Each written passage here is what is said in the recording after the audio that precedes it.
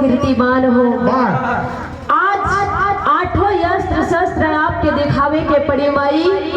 भक्त आके माई के चरण शरण में कहत बा। दूसरी बंद में कहे, कैसे कहे भैया,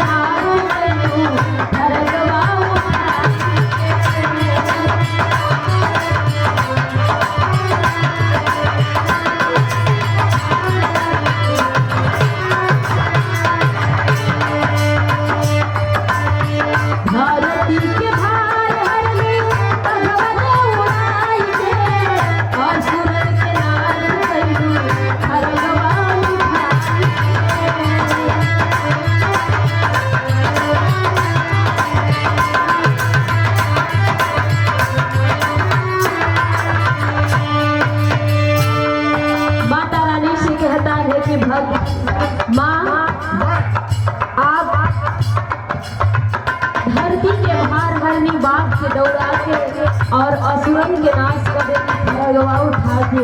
और ये बतावे, कैसे बतावे मास्टर,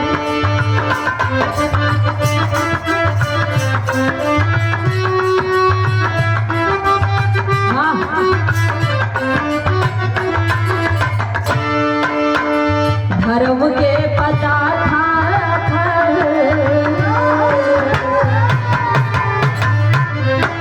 धर्म के पता था, धर्म के पता था, मेरी बेटी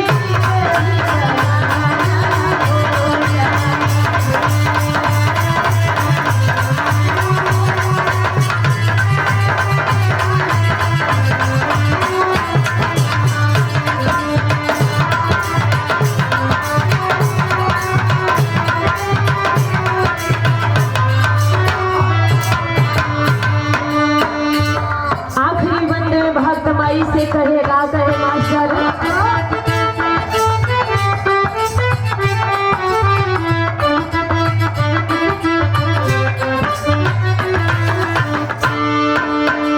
काटे और कंकड़ बनवलू माई फूल हो, काटे और कंकड़ बनवलू माई फूल हो, वंश बहादुर चाहे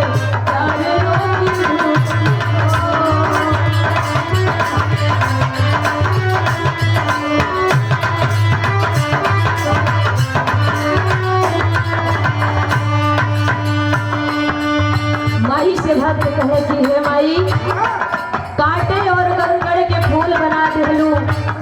और आदरणीय हमारे गुरुजी जे कि आपके सेवा में लगल, आपके चरण के धूल चाहत बनी। आदरणीय परम सम्मानी डॉक्टर वंश बहादुर यादव कान्हा फिल्म स्टूडियो के डायरेक्टर, आपके चरण के धूल चाहत बनी माँ।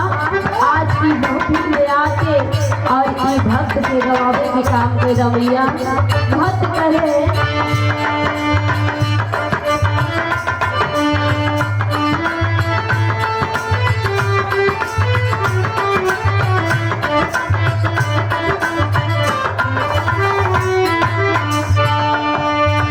काटे और कंकड़ बनवलू माई फूल हो, वंश बहादुर चाहे चार लोग